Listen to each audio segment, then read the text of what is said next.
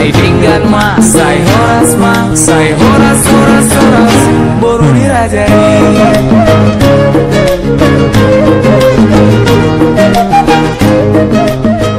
Assalamualaikum warahmatullahi wabarakatuh. Nama saya Vika Mulia Andriani Damanik, NPM 17020010, semester 61, Prodi PAI Pendidikan Agama Islam, mata kuliah Kepemimpinan Pendidikan. Jadi di sini saya akan menjelaskan tentang gaya kepemimpinan. Sebelumnya saya akan menjelaskan apa pengertian pemimpin. Pemimpin adalah orang yang memimpin kelompok, 2 orang atau lebih, baik organisasi maupun keluarga. Nah, selanjutnya saya akan menjelaskan pengertian kepemimpinan. Kepemimpinan adalah orang yang mampu mengendalikan, memimpin, mempengaruhi pikiran, perasaan, atau tingkah laku orang lain untuk mencapai tujuan yang telah ditentukan sebelumnya. Nah, saya tadi sudah menjelaskan pengertian pemimpin, kemudian pengertian kepemimpinan. Selanjutnya, saya akan menjelaskan gaya kepemimpinan. Seorang pemimpin mempunyai cara untuk mengatur bawahannya, yaitu mencapai kesuksesan dan mencapai tujuan selanjutnya. Gaya kepemimpinan adalah suatu cara memimpin untuk mempengaruhi bawahannya yang dinyatakan dalam bentuk pola tingkah laku atau kepribadian. Ada 3 gaya kepemimpinan utama. Yang pertama, gaya kepemimpinan otoriter. Kemudian, yang kedua, gaya kepemimpinan yang bebas. Yang ketiga, gaya kepemimpinan demokratis.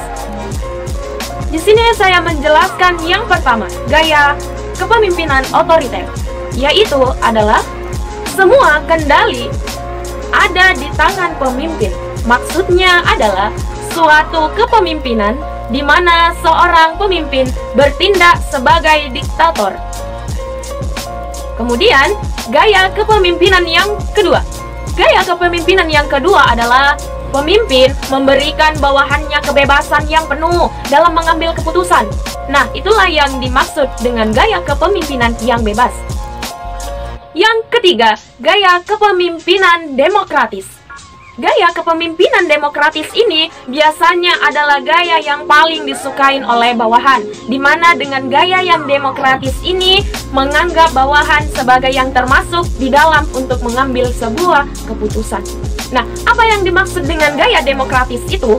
Gaya demokratis adalah gaya kepemimpinan di mana pemimpin biasanya meminta pendapat atau nasihat dari bawahannya sebelum mengambil sebuah keputusan. Jadi, nah, inilah yang paling sering menurut saya dipakai oleh kebanyakan pemimpin, karena di sini pemimpin itu meminta pendapat atau nasihat dari bawahannya. Jadi artinya di dalam gaya kepemimpinan demokratis ini, pemimpin lebih menghargai bawahannya dalam mengambil sebuah keputusan.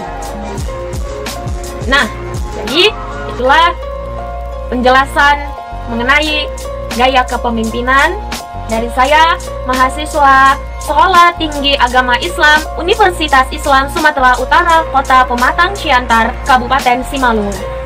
Jadi saya di sini semester 6 mendapat tugas dari dosen saya menjelaskan tentang gaya kepemimpinan itu bagaimana. Demikianlah penjelasan dari saya mengenai gaya kepemimpinan, yang mana gaya kepemimpinan itu ada 3. Jadi kesimpulannya, gaya kepemimpinan itu ada 3. Yang pertama otoriter, kemudian yang kedua yaitu bebas, dan yang ketiga yaitu demokratis. Jadi biasanya yang sering dipakai itu adalah gaya kepemimpinan yang ketiga yaitu demokratis, karena di sini pemimpin lebih menghargai bawahannya untuk mengambil sebuah keputusan. Jadi itu saja dari saya penjelasan mengenai gaya kepemimpinan. Mungkin itu saja. Apabila ada kata-kata yang kurang jelas dari saya mohon maaf, karena tidak ada manusia yang sempurna. Demikianlah, wabillahi taufiq wal hidayah. Assalamualaikum warahmatullahi wabarakatuh.